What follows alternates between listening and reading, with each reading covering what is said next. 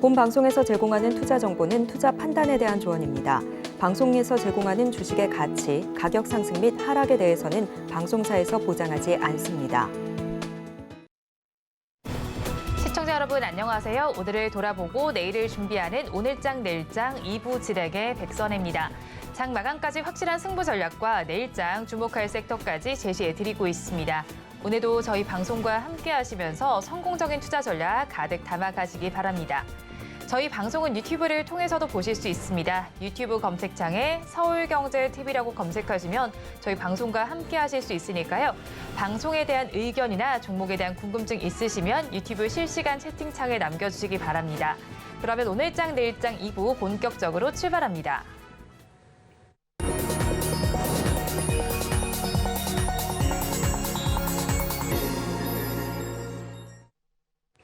급락하는 종목에 대한 생존 전략을 모색해 보겠습니다. 종목 SOS 시간, 오늘도 신한투자증권 이호석 차장과 연결되어 있습니다. 차장님 안녕하세요.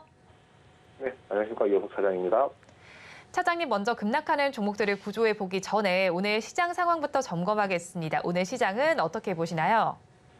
네, 오늘 장은 이제 한 줄로 정리한다면 종목장이 전개되고 있고 또 증시 순고르기가 진행 중이다라고 말씀을 드려야 될 것 같습니다. 결국 이제 증시가 숨고르기를 한다는 점은요, 시장의 이제 상승이냐 하락이냐 방향성을 잡기가 조금 힘들다는 것인데, 오늘 어느 정도 코스피가 상승하고 있는 모습을 보여주고 있지만 그래도 양쪽 방향 다 두드러지는 모습은 나오지 않는다는 점도 같이 체크를 해야 될 것 같습니다. 우선 제가 어제도 이제 방송 연결을 했었잖아요. 이게 어제도 종목장에 대해서 말씀을 드렸었고, 오늘도 이제 마찬가지로 종목장이라고 말씀을 드리게 되는 것은 일단 증시 자체에 특별한 이벤트가 없다라는 겁니다. 미국장도 이거는 먼저 마찬가지였거든요. 미국 시장 같은 경우도 특별한 이벤트가 부재하게 되면서 그 뒤에 있을 이벤트가 PC 물가지수라든지 안 그러면 12월 FOMC라든지 이런 내용들을 좀 대기하는 모습을 보여줬다 생각을 해주시면 될 것 같고요. 이 내용은 국내 증시도 마찬가지라는 겁니다. 국내 증시도 이제 특별한 이벤트가 없기 때문에 지금 이에 따라서 증시의 방향성들이 아직까지 잡히지 않았다 정도로 생각을 해주시면 될 것 같고요. 이런 부분들 저희가 좀 종합적으로 생각을 해본다면 구체적인 방향성이 나올 때까지는 시장을 조금 더 관망할 필요가 있겠다라는 점까지 같이 한번 정리해 볼 수 있을 것 같습니다. 그렇다라고 해서 무조건적으로 주식을 사지 말고 기다리자는 뜻은 아닙니다. 왜냐하면 제가 앞서서 종목 장세라고 말씀을 드렸기 때문인데요. 코스피를 기준으로 저희가 얘기를 해보면 코스피가 이제 121선 부근에서 지지를 받으면서 반등을 위한 이제 도약을 위한 발판을 마련하고 있다라고 또 판단을 하고 있고요. 그런 지지를 받고 있기 때문에 장이 나쁘지 않아서 종목 장세가 나온다 정도로 판단을 해주시면 될 것 같습니다. 그 중에서도 조금 특징적인 섹터들을 말씀을 드릴 건데요. 바로 로봇과 2차 전지입니다. 그 코스피 200의 이제 코스피 200 편입과 관련해서 이제 두산 로보틱스, 에코프로버티가 이제 시장을 이제 관심을 많이 받았고 수급도 많이 가지고 왔었는데요. 두 종목 다 이제 상승이 좀 빨라지면서 이제 투자 경고가 있었죠. 결국에는 여기에 쏠리던 수급들이 어느 정도 완화가 되면서 수평 이동을 하게 되는 겁니다. 결국 이제 같은 다른 업종으로 넘어가는 것이 아니라 같은 업종 내에서 많이 오른 종목이 아니라 조금 더 이제 저평가되어 있는 혹은 아래쪽에 있는 종목들, 바닥권에 있는 종목들 위주로 반등을 좀 만들어내는 모습들을 보여주고 있거든요. 결국에 종목 장세가 연출이 된다라는 것은 수급이라는 것이 가장 중요한 포인트라는 점 생각을 해볼 수가 있고요. 그런 관점에서 본다면 오늘처럼 로봇과 2차 전지 업종, 수급이 이제 분산돼서 나오고 있는 업종들에 관심 가져볼 필요가 있다는 점까지 같이 말씀드리겠습니다. 네, 오늘 장에서 수급이 분산되는 업종에 관심을 가져보자고 말씀해 주셨습니다. 시장은 빨간불을 켜고 있지만 이런 시장 상황 속에서 급락하는 종목들이 있습니다. 2시 30분 기준 급락주들 화면을 통해서 확인해 보겠습니다. BK홀딩스 먼저 살펴보겠습니다. 반도체 후공정과 관련된 종목입니다. 15% 넘게 빠지면서 지금 시간 기준으로 주가는 1,122원 선을 가리키고 있습니다. 다음으로 원티드랩을 살펴보겠습니다. HR테크 기업입니다. 시장에서 하락률은 6%대로 집계가 되고 있고요. 12,040원 선에 거래되고 있습니다. 다음으로 선익시스템 살펴보겠습니다. 디스플레이 제조용 기계 제조업을 영위하는 업체입니다. 5% 넘게 빠지면서 24,000원 선을 지나가고 있고요. 다음으로 칩셋 미디어 살펴보겠습니다. 반도체 설계 자산 전문 업체입니다. 5% 넘게 빠지다가 지금은 7% 넘는 하락률을 보여주고 있습니다. 31,100원 선에 거래되고 있고요. 마지막으로 LX 세미콘 살펴보겠습니다. 반도체 설계 전문 기업입니다. 1% 넘게 빠지면서 지금 시장 기준으로 주가는 88,500원 선에 거래되고 있습니다. 급락하는 종목들 저와 함께 살펴보셨는데요. 이 종목들을 가지고 계신 분들이거나 또 다른 종목에 대한 궁금증이 있으시다면 유튜브 실시간 채팅창에 남겨주시기 바랍니다. 그러면 저희는 첫 종목부터 구조해 보겠습니다. BK홀딩스를 구조해 보겠습니다. 솔더블 제품 생산과 판매 종료 소식의 약세를 보이고 있습니다. 회사 측에서는 일단은 매출액이 감소되겠지만 지속적으로 봤을 때는 적자를 지속했던 부분을 정리하는 만큼 중장기적으로 좋을 것이다라고 예상을 하고 있는데 차장님께서 보시기에는 어떤가요? 네, 우선 이제 회사 측의 입장분도 어느 정도 이해는 갑니다. 이해는 가는데 당연히 너무 당연한 얘기겠지만은 투자자들 입장에서 지금 당장 주식이 빠지는 거에 대해서 위기감을 느끼지 않을 수가 없거든요.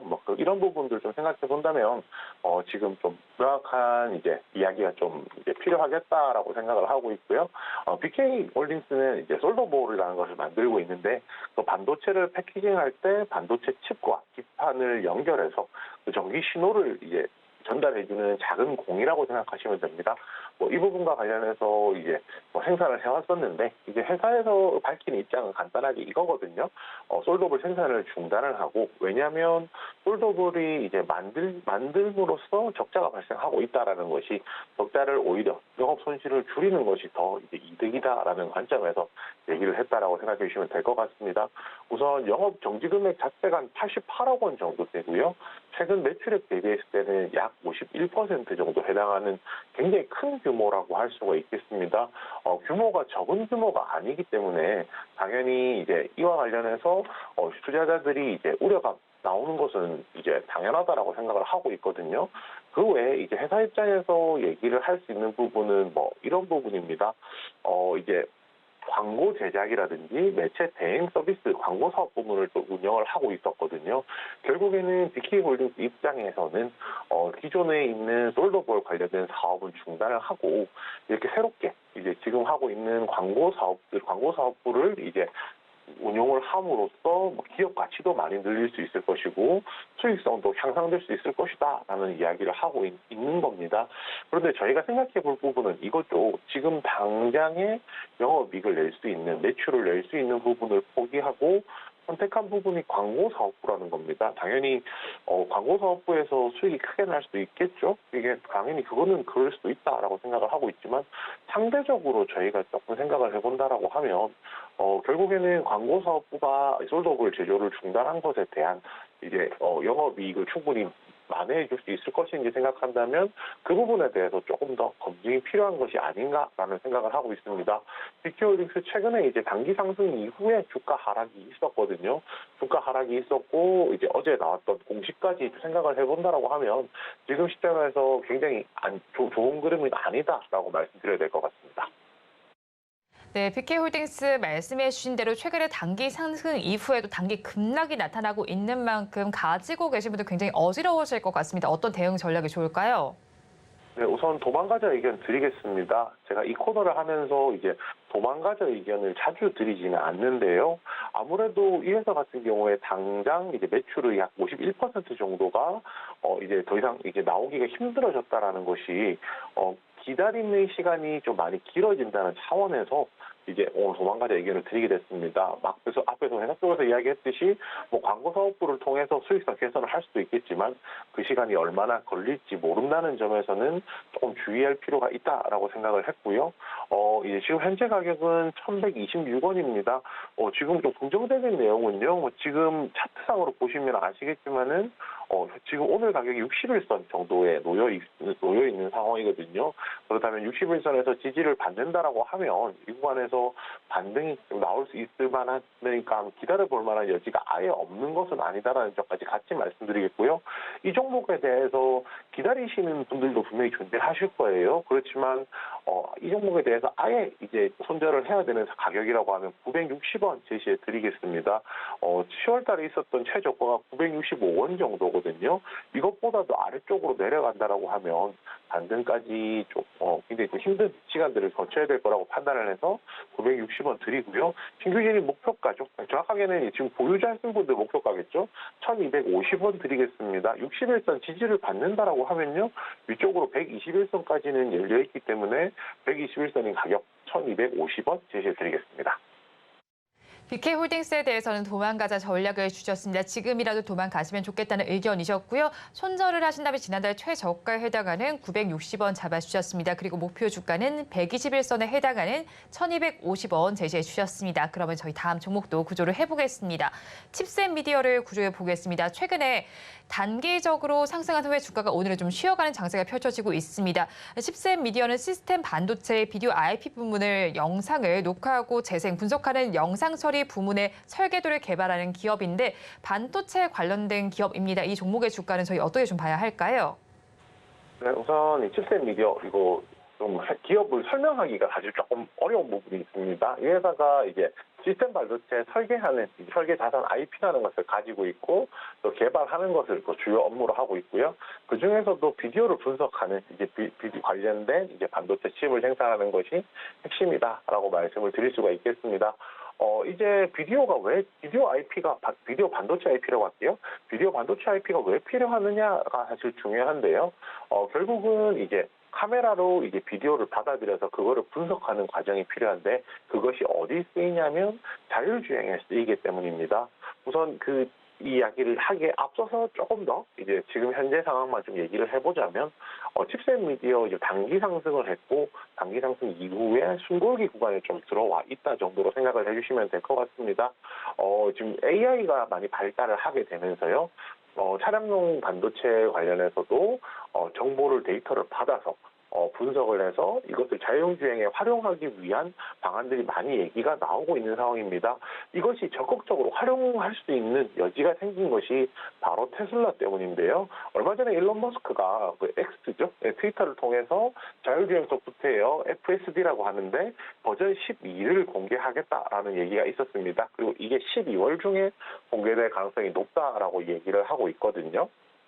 결국에는 이제 자율주행을 위해서 필요한 부분들이 자율주행은 이제 스스로 판단해서 운전을 하게 되잖아요, 자동차가요. 근데 이 정확한 판단을 하기 위해서는 그만큼 더 영상을 정밀하게 끌어와야 되고 그 정밀한 영상을 분석을 더 체계적으로 더 꼼꼼하게 분석을 해서 명령을 내려야 된다는 겁니다. 그만큼 제가 지금 말씀드린 내용 딱 보시면 아시겠지만은 그만큼 비디오 반도체 IP 자체가 굉장히 좀 중요하다라고 할 수가 있거든요.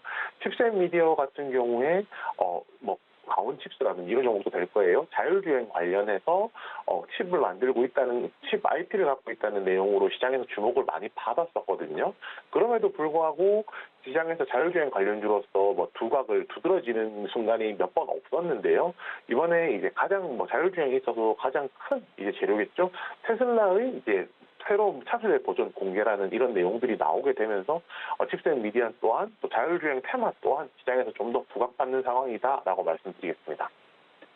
네, 자율주행 테마 자체가 시장에서 부각받는 구간이지만 사실 칩셋 미디어 지금은 또 빠지고 있는 만큼 가지고 계신 분들께서는 불안하실 것 같습니다. 어떤 대응 전략이 좋을까요? 네, 버티자 의견 드리겠습니다. 우선 이제 칩셋 미디어 차트 보시면 아시겠지만은 최근 한 일주일 사이에 좀 가파르게 상승을 하게 되면서 약간 부담스러운 구간이구나라고 많이들 느끼실 겁니다. 그런데 생각하기에 따라 좀 다르거든요. 이제 시세가 본격적으로 분출하는 시기에는 지금 이런 조정 구간들도 상당히 좀 매력적인 구간이 될 수 있다라고 좀 판단을 하고 있습니다. 우선 지금 현재 가격은 31,150원 정도 현재 하고 있는데 만약에 이 종목에 대해서 만약에 지금 이 구간에서 좀 부담스럽다라고 생각하시는 분들을 위해서 이제 목표가를 제시해 드릴 거거든요. 신규 진입 매수가는 22,500원 드리겠습니다. 지금 제가 드리는 22,500원이라는 가격은요. 그 이동평균선 기준으로 20일 이동평균선에 도달하는 가격이거든요. 만약에 지금 현재 가격이랑 가격 갭이 조금 많이 나는 편입니다. 그렇지만 지금 부담스럽다라고 생각하시는 분들이라면 지금 가격에서 크게 차이가 나지 않는 가격에서는 선택권이 안 나가실 거기 때문에 20일 이동평균선을 기준으로 22,500원 제시해 드렸고요. 신규 진입 손절가는 18,500원입니다. 이 18,500원이라는 가격은요. 120일 이동평균선이 도달하는 가격으로 생각해 주시면 되거든요. 왜 120일 이동평균선이냐 하면은 60일 이동평균선, 120일 이동평균선이 거의 근접해서 붙어 있는 상황입니다. 그렇기 때문에 이 구간이 이동평균선 두 개가 붙었다는 것은 더 큰 지지선이 되겠죠. 이 지지를 깨고 아래쪽으로 내려간다라고 하면 상대적으로 다시 반등할 때까지 시간이 많이 소요될 것이기 때문에 손절가 그렇게 드렸고요. 마지막으로 신규 진입 목표가는 29,500원 드리겠습니다. 29,500원은 지금 현재가보다 낮은 가격이거든요. 그렇지만 신규 진입 매수를 22,500원에 한다라고 하면요. 29,500원 정도면 주가가 레벨업한 이후에 현 시점에서 조정받는 구간 아래쪽이라고 생각을 해주시면 될 것 같습니다. 그렇기 때문에 단기적으로 상승을 한다라고 하면 29,500원까지 열려있는 상황이라서 목표가는 29,500원 제시해드리겠습니다.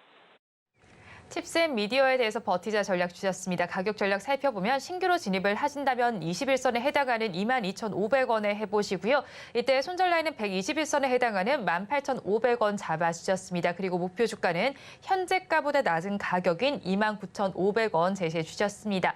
그러면 저희 마지막 종목도 구조를 해보겠습니다. LX 세미콘을 구조해 보겠습니다. 올해 들어서 실적이 그다지 좋지 못했습니다. 여기에 하이투자증권에서는 LX 세미콘에 대해서 내년 모바일 DDI 점유율 경쟁이 불가피하다고 평가하면서 목표 주가도 하향으로 조정했습니다. 이 종목 저희가 어떻게 좀 보면 좋을까요? 네, 우선 증권사에서 목표 주가가 하향 나왔다는 게 그렇게 기분 좋은 소식은 아닐 겁니다. 아무래도 이런 부분들 조금 생각을 한다라고 하면 투자에 좀 주의해야 되는 거 아닌가라고 생각을 하실 수도 있을 것 같은데요. 우선 LX 세미콘 최근은 아니죠. 11월 중순부터 시세가 한번 분출하기 시작했었고요.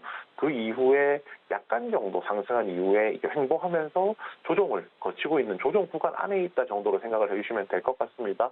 차트상으로 봤을 때 60일 이동평균선, 120일 이동평균선 이 아래 위쪽으로 이제 박스권을 만들게 되면서 그 구간 안에서 움직이고 있구나 정도로 좀 판단을 해주시면 될 것 같고요. 일단 2024년 내년도 실적이 좋지는 않습니다. 내년도 실적을 저희가 조금 전망을 해보자면요. 지금 내년에 매출액이 한 2조 2천억 원 정도 나와서 전년 대비 2023년 대비 한 14% 늘어날 것으로 예상은 하고 있는데 영업이익도 1,658억 해서 전년 대비 한 47% 늘어갈 것으로 기대는 하고 있습니다. 그렇지만 이 지금 추정되는 실적이라는 것이 시장에서 기대했던 기대치가 영업이익이 한 2,500억 정도 되거든요. 그렇다면 영업이익이 시장 기대치보다 한 900억 원 정도 못 미치는 이제 하회하는 수준일 것이라고 생각을 해서 그런 관점에서 이제 그 목표 주가가 좀 하락되어서 그 하향 의견이 나왔다 정도로 생각을 해주시면 될 것 같습니다. 이해가 관련해서 전체적으로 본다라고 하면 그 DDI라는 것에 좀 생각을 해봐야 되는데요. 쉽게 말해서 그냥 디스플레이에 들어가는 반도체 칩 정도로 생각을 해주시면 될 것 같습니다. 기존에는 이제 LG 디스플레이를 통해서 이제 아이폰이라든지 납품을 하고 있었던 상황이었거든요.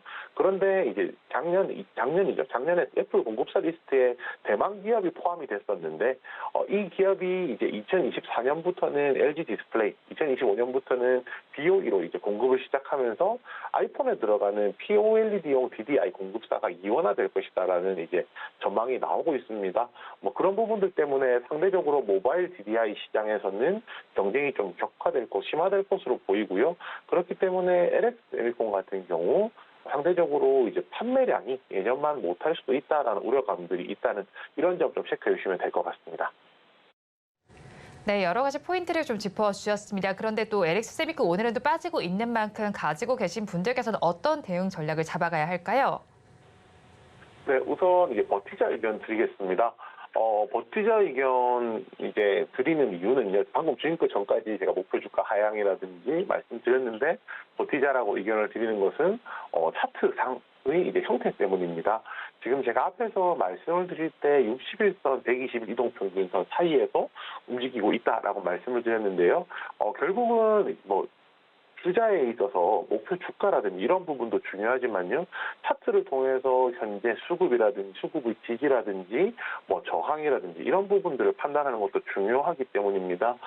지금 오늘 가격이 조정을 받고 있지만은 20일 이동평균선 터치하고 다시 한 번 더 아래꼬리 달면서 크게 당겨 올리는 모습 보여주고 있고요. 그것보다 더 아래쪽으로 61선 있기 때문에 아래쪽 61선, 위쪽 121선 사이에서 박스권 매매 가능할 것이라고 판단하고 있습니다. 지금 가격은 88,300원이고요. 신규로 만약에 진입한다라고 하면 83,500원 드리겠습니다. 이 83,500원이라는 가격은 60일 이동평균선, 그러니까 제가 말씀드렸던 박스권 하단에 해당하는 가격으로 생각해 주시면 되고요.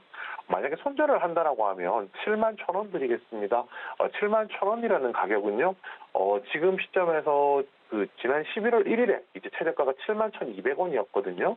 이 종목의 최저가 아래쪽으로 내려가는 가격이기 때문에 손절가로 잡았습니다. 마지막으로 신규 진입 목표가는 96,000원 잡았는데요. 이 96,000원은 121 이동평균선 도착하는 가격으로서 위쪽으로 상승한다라고 했을 때 단기적으로는 매물이 가장 많이 나올 구간이라서 그 가격으로 목표가 설정했습니다. 네, LX 세미콘에 대해서도 버티자 전략 주셨고요. 가격 전략 살펴보면 신규로 진입을 하신다면 61선에 해당하는 83,500원 잡아주셨고요. 이때 손절 라인은 이번 달 1일 최저가 아래 부근인 71,000원 제시해 주셨습니다. 그리고 목표 주가는 121선에 해당하는 96,000원 잡아주셨습니다. 지금까지 신한투자증권 이호석 차장과 함께했습니다. 오늘 연결도 고맙습니다. 네, 감사합니다.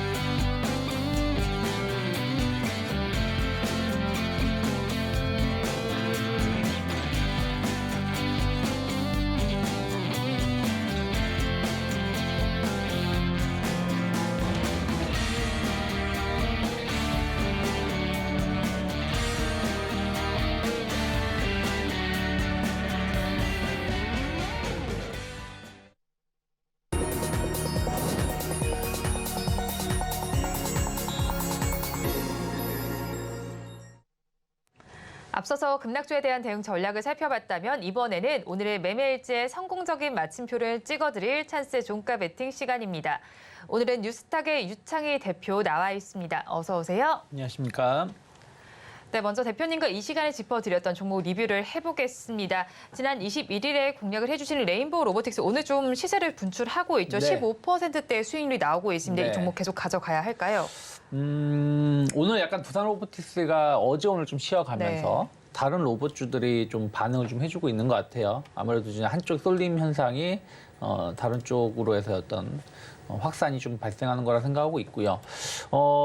저는 11월 말이긴 합니다만은 의미 있는 큰 양봉, 레인보우 로보틱스 16% 상승이 되게 오랜만인 것 같습니다. 네. 그래서 물론 이제 지난 11월 초에도 움직였습니다만 그때는 약간 공매도 규제 완화 때문에 움직인 것이고요. 그래서 17만 5천 원이 크게 이탈하지 않는다라면 저는 추가적인 상승 가능성 좀 열어놓고 봐야 되지 않을까.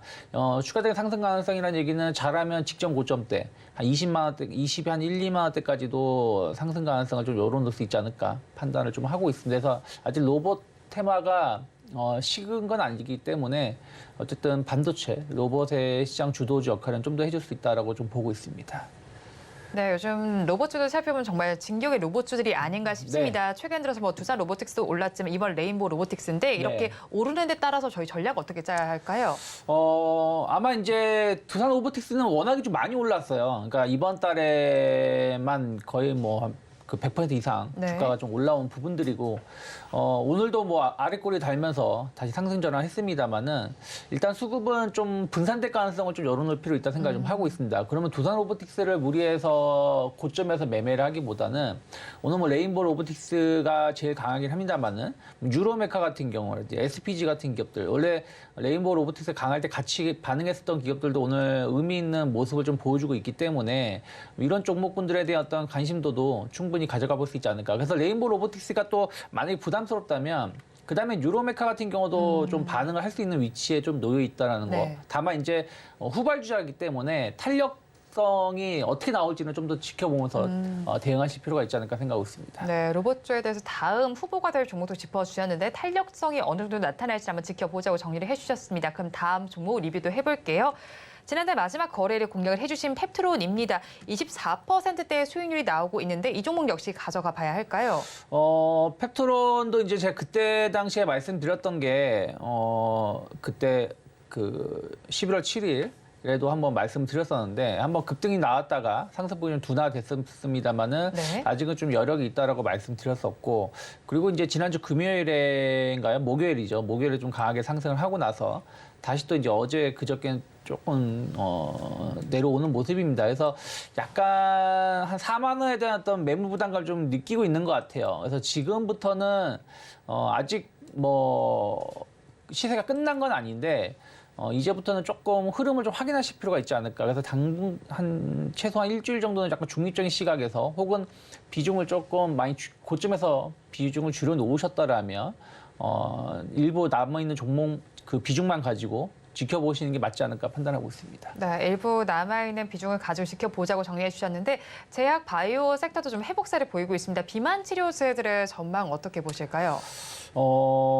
비만 치료제 시장은 계속해서 성장을 할 수밖에 없다 생각을 좀 하고 있어요. 뭐 우리나라 같은 경우도 서구화된 식습관으로 인해서 많이 또 이렇게 살찌신 분들이 많이 있다라고 좀 많이 나오고 있고요. 또 꼭 그게 아니라고 하더라도 예전보다 움직이는 동선이 짧지 않습니까? 네. 저 같은 경우도 거의 뭐 한 자리에서만 거의 있는 상황인데 그러다 보니까 이제 활동량이 줄어들다 보니까 또 살을 많이 찌게 된다는 것이죠. 그래서 이 시장은 커질 가능성이 높은데 중요한 거는 과연 우리나라 기업이 얼마나 수혜를 입을 수 있을지 여부는 좀 봐야 된다 생각을 좀 하고 있습니다. 어쨌든 시장을 예를 들어서 뭐 비아그라를 빗대어서 말씀드린다면 비아그라 뭐 여러 가지 제품들이 나왔었습니다만은 우리나라 기업들이 이제 복제약이라고 그러죠. 복제약을 출시한 거는 몇 년 안 됐거든요. 한 네. 최근 2, 3년 정도밖에 되지 않았다는 거. 그러면 최소 10년 이상은 그 오리지널 회사가 시장을 주도했었기 때문에 우리나라가 막 이 시장에서 신약을 개발해서 어떤 진출한다는 부분들에 대해서는 조금 저는 약간 회의감이 좀 있습니다. 그래서 약간 이슈가 있으면서 같이 움직이고 있는데 만약에 보신다라면 여전히 저는 만약에 뭐 혈당 관련된 네. 제품들이라든지 그 기업들이라든지 혹은 정말로 협업을 같이 할 수 있는 기업들, 그러니까 예를 들어서 기존의 약을 수입해 온다든가 혹은 그 지금은 이제 주사제인데 이 경구용으로 바뀌었을 때 어떤 협업을 할 수 있는 기업들, 뭐 이런 기업들이 나온다라면 충분히 수혜를 입을 수 있다. 하지만 전체적인 그 시장 자체가 제약바이오 시장을 완전 이끌어 가기에는 주가가 일정 부분 많이 반영되어 있지 않나 판단하고 있습니다. 네, 일단 비만 치료제와 관련해서 협업을 할 수 있는 회사들이 나오는지도 한번 주목을 해보시면 좋겠습니다. 리뷰는 여기서 마무리해보고요. 오늘도 장 마감까지 12분 정도가 남아 있습니다. 그렇다면 오늘 시장은 조금 마감으로 갈수록 상승력을 그래도 더해가고 있는 시장 속인데 이런 시장 상황 속에서 저희 종가 베팅할 섹터는 어디서 찾아봐야 될까요? 저는 계속해서 좀 이슈가 있는 쪽에 기업을 좀 봐야 된다 생각을 좀 하고 있습니다. 그래서 오늘 같은 경우도 반도체 관련된 종목군에 상당히 강한 모습을 좀 네. 보여주고 있거든요. 근데 오늘은 이제 조금 반도체 섹터가 좀 변화가 있는 게 HBM 쪽이 좀 강한 것 같아요. 네. 뭐 HPSP가 오늘 8% 고점 돌파하는 모습을 보여주고 있고요. 뭐 이스페타시스, 뭐 주성 엔지니어링 이런 기업이 최근에 이제 그 엔비디아가 실적 발표하고 나서 주가가 주춤하다 보니까 뭐 같이 못 갔다가 어저께 엔비디아가 그래도 뭐 반등에 성공을 하면서 관련된 기업이 움직였고요. 그리고 이제 오히려 차량용 반도체 같은 경우는 아침에 강하게 상승했다가 좀 상승폭이 둔화되는 네. 모습인데 저는 약간 온디바이스 AI 쪽으로 해가지고 시장은 뭐 연말 혹은 내년 상반기까지 어떤 이슈가 좀 될 수 있지 않을까 싶어서 관련된 기업을 좀 가지고 나와봤습니다. 온디바이스 AI 최근 들어서 좀 많이 좀 이슈가 되는 키워드인 것 네. 같아요. 이게 어떤 거죠? 쉽게 말하면 오픈형 AI는 네. 우리가 이제 어떤 챗GPT를 통해서 어떤 검색이나 어떤 궁금한 거를 어떤 거기다가 이제 물어보면 이제 서버를 통해서 그 기존의 데이터를 이제 찾아서 결과를 도출해 주는 거 아니겠습니까?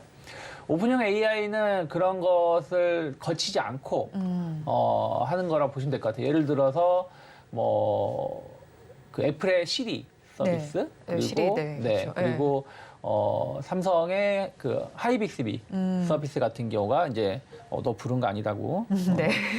그리고 이제 그런 거라 보시면 되겠고, 그리고 이제 그 회사 LG라든지 삼성 보면은 가전을 통해 가지고 그 자기만의 어떤 영역을 만들려고 하잖아요. 네. 뭐 로봇이 때 되면 사람이 만약에 주인이 출근했을 때 로봇 청소해주고, 또 세탁기라든지 온도 뭐 이게 가습기, 공기청정기도 네. 뭐 그 주인의 원래 성격에 원래 그 성향에 맞게끔 세팅이 되게 네. 되면 거기에 맞춰가지고 작동을 하는 것처럼요. 그래서 그런 서비스라 그런 시장이라 보시면 될 것 같아요. 예를 들어서 뭐 CD 같은 그 애플 워치도 광고를 보면 그 사고를 당했을 때 네. 의식을 잃으니까 바로 911로 전송을 해가지고 네. 구해줬다 뭐 이런 광고도 하지 않습니까? 그래서 어떤 서버를 거치지 않고 그 기기 안에 특성을 통해 그 기기 안에서 이제 프로그램을 통해 가지고 서비스를 진행하는 시장이라고 보시면 될 것 같습니다. 기기 안에 프로그램을 통해서 진행되는 시장인 만큼 어떤 종목을 좀 저희가 더 주목해서 봐야 할까요?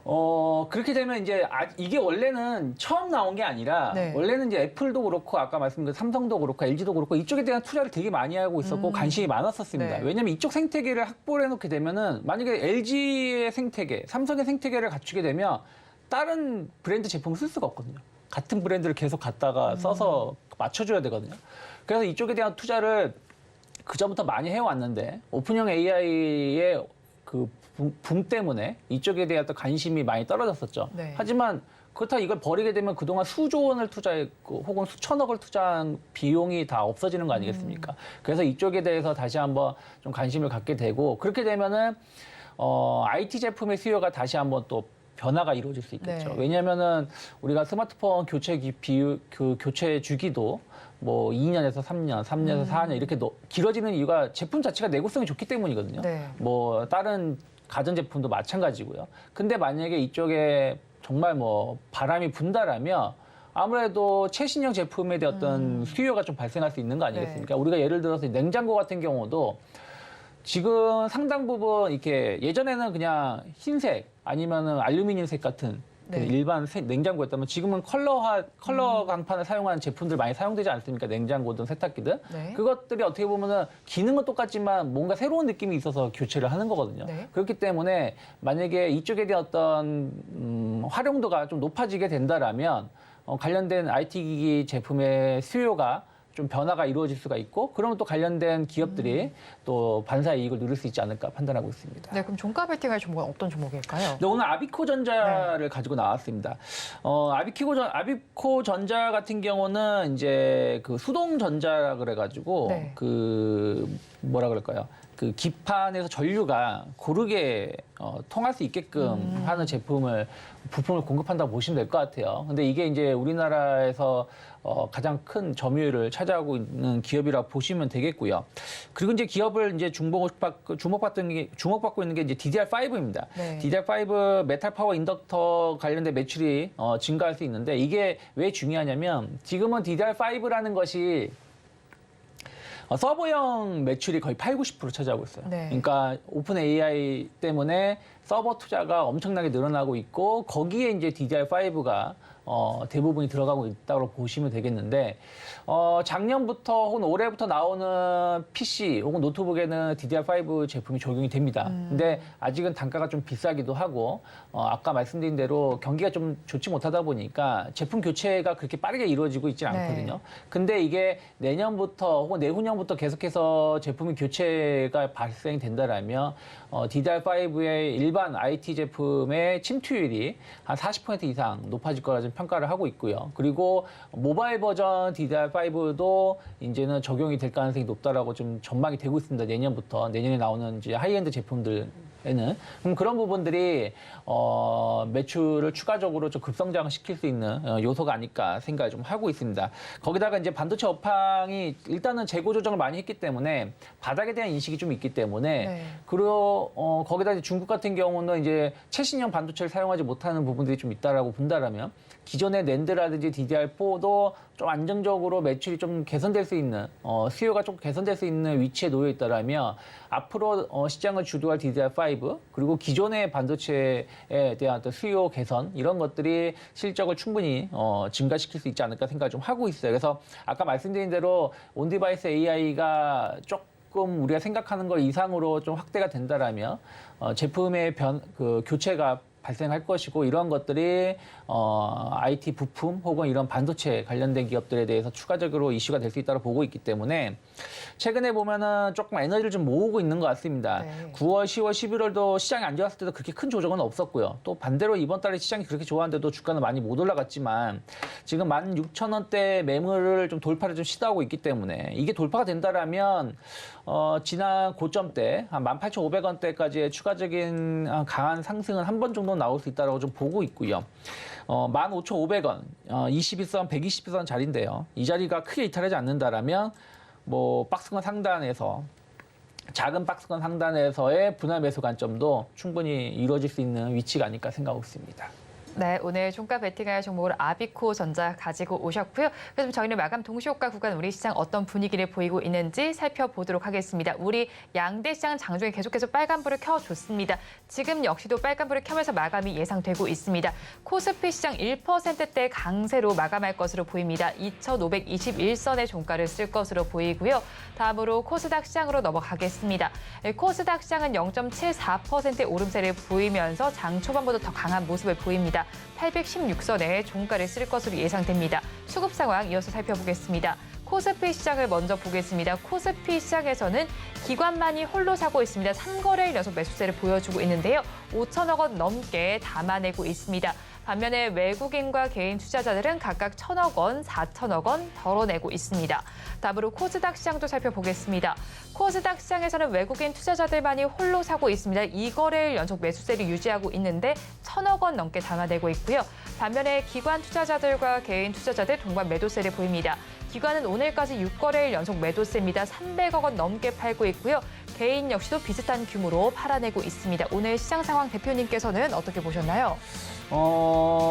월말 자금 집행이 좀 진행되고 있는 게 아닌가 생각을 좀 하고 있습니다. 이번 달도 이제 오늘 지나게 되면 이틀밖에 안 남게 되고, 일단 11월 흐름 자체가 나쁘지 않았고, 12월에도 특별한 악재가 없다라고 좀 평가가 되고 있기 때문에, 월말 자금이 좀 집행이 되면서 시장이 좀 올라왔다 보고 있어요. 아시아에서 우리나라만 제일 강한 거라고 좀 보면 되실 것 같습니다. 다만 조금은 이제 아쉬운 것은 외국인들이 이제 선물은 한 10,000계약 정도 네. 지금 강하게 매수를 보여줬는데 유가증권 쪽은 뭐 HPSP라든지 뭐 에코프로, 레인보우 로보틱스 뭐 이런 몇몇 그러니까 이게 중형주라고 말씀드릴 수 있겠죠. 중형주를 일부 매수를 할 뿐이고 삼성전자라든지 하이닉스 등 대형주의 매수는 거의 보이지 않습니다. 하지만 이제 오늘 그 기간은 또 금융투자 쪽이 또 5천억 정도 네. 매수가 유입되면서 일단 외국인은 선물 쪽으로만 그러니까 지수 플레이만 좀 하면서 시장을 이끌고 있고 또 거기에 서포트를 해주는 게 이제 기관 투자자죠. 기관 투자자가 공격적으로 주식 삼성전자 뭐를 필두로 해서 대형주 위주로 중대형주 위주로 주식을 이제 매수를 하면서 시장을 이끌고 있기 때문에 뭐 두 개를 합쳐서 보면은 좋은 모습인데 딱 우리 외국인의 모습만 보면은 어느 한쪽만 매수를 하고 있는 거라서 언제든지 시장은 좀 변동성이 나올 수 있는. 그러니까 예를 들어서 내일 뭐 조금만 작은 악재에도 오늘 상승했었던 걸 되돌리는. 최근에 흐름이 그렇지 않습니까? 네. 하루 오르고 하루 빠지는 모습 이런 퐁당퐁당 거리는 주가 흐름들은 조금 더 연출될 수 있는 수급이다. 하지만 어찌됐든 월말 자금 집행이 좀 진행이 된다면 뭐 특별한 아까 말씀드린 악재가 없기 때문에 완만한 상승세를 이번 주 좀 기대해 볼 수 있는 신호가 오늘 나온 것이 아닌가 판단을 좀 하고 있습니다. 네, 특별한 악재가 없는 만큼 우리 증시 완만한 상승세를 기대해 봐도 좋겠다고 말씀해 주셨는데 우리 양대 시장은 지금 양대 시장 모두에서 빨간불이 켜져 있습니다. 수급 양상은 조금 다르게 나타나고 있는 상황이고요.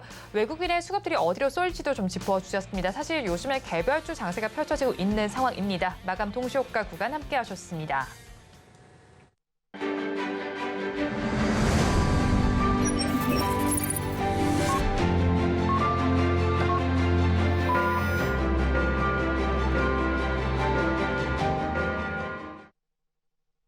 오늘 우리 증시는 막판으로 갈수록 더욱더 힘을 냈습니다. 그럼 업종별로 어떻게 마감을 했는지 살펴보겠습니다. 코스피 시장을 먼저 살펴보면요. 상승하는 업종이 더욱더 많았습니다. 그중에서 가장 큰 상승률을 보여준 업종은 의약품 업종입니다. 2% 넘게 상승하는 모습을 보여줬고요. 그 다음으로는 기계 업종이 1%대, 또 전기전자 업종 역시도 1.42%의 강세로 마감했습니다. 다음으로 코스닥 시장도 살펴보겠습니다. 코스닥 시장 역시도 상승하는 업종이 조금 더 우세합니다. 기계 장비 업종이 그중에서 가장 좋았는데요. 2.58%의 강세로 마감이 됐고요. 다음으로는 기타 서비스 업종이 1.89%, 그 다음으로 반도체 업종이 1.28%의 상승률로 마감이 됐습니다. 오늘 시장 기분 좋게 마감이 됐습니다. 그렇다면 저희 내일 장에 대한 전략도 짜봐야 할 텐데요. 오늘 장, 내일 장 전문가님들께 여쭤봤습니다. 화면으로 확인해 보시죠. 우리 증시는 조정, 그리고 우리 미국 증시가 조정이 됐습니다. 그런 만큼 우리 증시 전염이 될지 살펴봐야겠는데요. 대응 전략 어떻게 짜면 좋을지 질문을 드려봤습니다. 먼저 골드스타의 황태규 대표님께서는 박스권이 지속될 전망인 만큼 개별주 장세에 대응해 보자고 말씀해 주셨고요. 다음으로 이베스트 투자증권의 염승환 이사님께서는 기업만 보자고 말해 주셨습니다. 마지막으로 신한투자증권의 이호석 차장님께서는 미국 증시 이벤트가 부재한 만큼 우리 증시 숨고르기 장세가 펼쳐지고 있다고 말씀해 주셨는데 이에 대해서 대표님 의견 어떠실까요? 뭐 특별한 모멘텀이 있는 건 아니에요. 오늘 우리나라 시장이 어떤 이슈가 있어서 네. 올라온 것도 아닙니다. 그냥 아까 말씀하신 것처럼 종목별 장세가 좀 발생이 되고 거기서 약간 대형주들 위주로 상승이 좀 나오다 보니까 코스피, 코스닥 모두 상승이 좀 나왔다고 보시면 되겠고요. 그러니까 종목의 흐름은 의미가 있는데 주가 지수의 흐름은 의미가 없다라고 보시면 될 것 같아요. 그러니까 무슨 얘기냐면 주가 지수가 계속해서 올라가는 게 아니라 물론 오늘까지의 기준으로 말씀드리는 겁니다만은 하루 오르고 하루 빠지고 하루 오르고 하루 빠지는 모두 퐁당퐁당 하는 것이기 때문에 주가 지수에 어떤 의미를 두기는 힘들고요. 또 하나가 지금 특별하게 모멘텀이 좀 없는데 이제 이번 주에 이제 굵직한 경제 지표는 미국 PC 물가 네. 관련된 건데 뭐 그거 자체가 그렇게 시장을 끌어올릴 만한 이슈가 있을까? 왜냐면 지지난주 이렇게 물가 지표, 그러니까 CPI 발표 이후에 물가에 대해서는 이미 하락하고 있다라는 것이 상승이 둔화되고 있다라는 것이 확인된 것이기 때문에 어떤 특별한 이슈는 없을 거라 좀 생각을 좀 하고 있지만 그것이 이제 좋게 해석을 한다라면 미국이나 유럽도 지금 거의 2주 정도 행보하고 있는 거거든요. 네. 그래서 여기서 이제 방향성을 좀 잡아가려고 하고 있기 때문에 목요일이 상당히 중요한 변곡이 되지 않을까 생각하고 있고 그게 아니면 이제 다음 주에 이제 고용지표 결과 발표가 될 텐데 또 고용지표 결과 발표하고 난 그 다음 주가 또 FOMC예요. 네. 결국에는 제가 봤을 때는 12월 중순 FOMC까지는 모멘텀은 없다. 그러면 개별 종목 장세는 계속 치열하게 이루어질 가능성이 높고 그러면 이제 주가 지수는 우리가 볼 필요가 없다는 것이죠. 네. 종목이 어떤 쪽이 강할지 여부를 확인하면서 매매를 하시는 게 맞지 않을까 생각을 좀 하고 있고요. 또 이제 외국인의 수급이 아까 말씀드린 대로 선물 쪽에만 집중되었던 부분들이 좀 있는데 이게 유가증권 시장이라는 코스닥 쪽으로 어떻게 확산될 수 있는지 여부를 체크를 하시면서 한 1, 2주 정도를 대응하시면 좋지 않을까 판단하고 있습니다. 그럼 내일 시장에서 저희는 어떤 섹터에 조금 더 주목을 해보면 좋을까요, 대표님? 뭐 여전히 저는 반도체 안에서의 순환매, 그러니까 네. 지금 반도체가 이제 이러한 흐름들이 전 내년 상반기까지 이어질 거라 보는데 지금 HBM, 차량용 반도체, 그리고 아까 말씀드린 대로 온디바이스 AI 이 세 개가 한 축이 되면서 그 안에서 순환매가 발생하고 있거든요. 그래서 반도체는 계속 관심 있게 봐야 된다 생각을 좀 하고 있고요.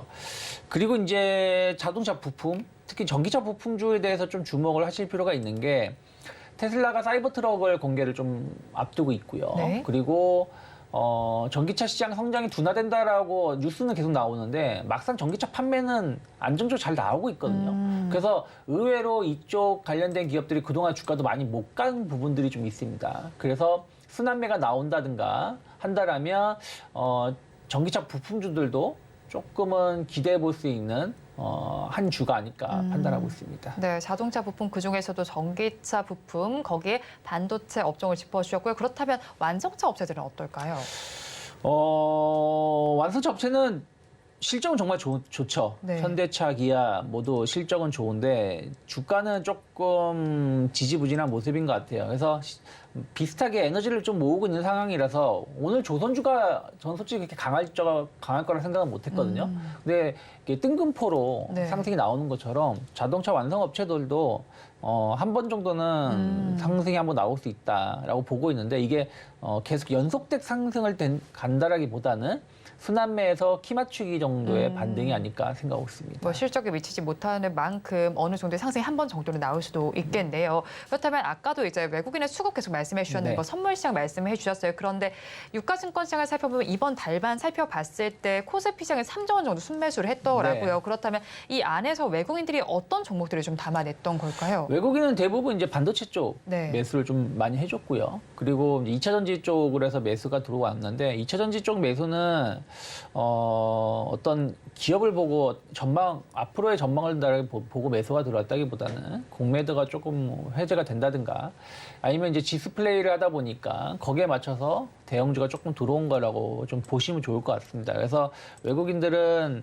주력은 아직까지는 반도체 쪽, 그게 뭐 삼성전자든 하이닉스든 그리고 또 중소형 반도체 쪽에 좀 많이 집중되어 있고 약간 연말이다 보니까 또 배당 관련된 종목군들 위주로 해서 좀 매수가 조금 시장 전반적인 매수라기보다는 특정 섹터, 특정 종목에 대한 매수가 좀 유입되고 있지 않나 판단하고 있습니다. 네, 특정 섹터와 또 특정 종목의 매수가 몰리고 있다고 말씀해 주셨는데 사실 또 요즘 시장에서는 정치 테마주에도 좀 관심이 쏠리고 있습니다. 이제 그런데 이 종목들을 살펴봤을 때는 이렇게 뭐 누구와 엮였다라고만 볼 수는 없는 거잖아요. 네. 펀더멘털 측면에서 좀 바라봐야 될 기업들도 있을까요? 없죠. 네, 저는 네. 제일 보면 안 된다는 테마가 정치 테마예요. 네. 왜냐하면 뭐 단호하시네요. 네. 그럴 수밖에 없는 네. 게 물론 매매를 잘하신다 모르겠지만 우리가 그걸 알 수 없지 않습니까? 네. 어저께 같은 경우 한동훈 장관이 이정재 씨랑 밥 먹었다고 했는데 그거랑 대상하고 무슨 상관이 있겠습니까? 네.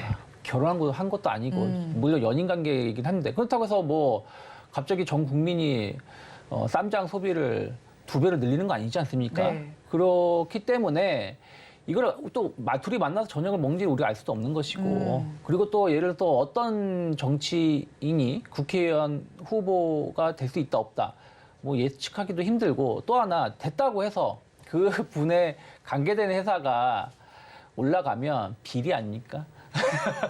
말이 안 되는 거잖아요. 네. 그래서 그런 이슈로 인해서 뭐 반응은 하지만 과거의 사례를 보면은 결국에는 그 전에 주가를 다 회귀를 했었습니다. 네. 그렇기 때문에 이런 거에 휩쓸려서 매매를 하는 거는 제일 저는 주식시장에서 조심해야 되지 않을까 판단하고 있습니다. 네, 조심하면 좋겠다고 조언을 전해주셨습니다. 지금까지 유스탁의 유창희 대표와 함께했습니다. 오늘 말씀 고맙습니다. 고맙습니다. 오늘장, 내일장 2부에서 전해드린 내용도 정리해서 보여드리겠습니다. 화면으로 확인해 보시죠. 오늘장, 내일장 2부의 핵심입니다. 오늘 종목 SOS 시간에는 BK홀딩스와 칩스앤미디어, LX세미콘을 구조해 드렸습니다. BK홀딩스에 대해서는 도망가자 전략을 주셨고요. 칩스앤미디어와 LX세미콘은 버티자 전략 주셨습니다. 조정세는 매수를 해봐도 좋겠다고 덧붙여 주셨고요.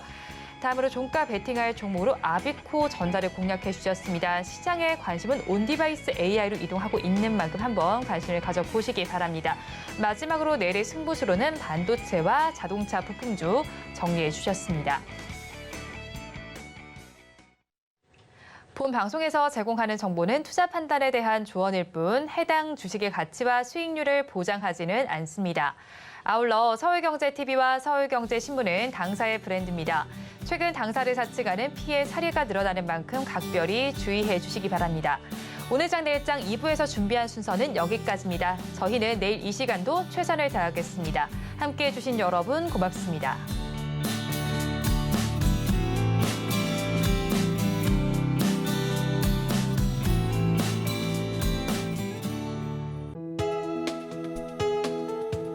본 방송에서 제공하는 투자 정보는 투자 판단에 대한 조언입니다. 방송에서 제공하는 주식의 가치, 가격 상승 및 하락에 대해서는 방송사에서 보장하지 않습니다.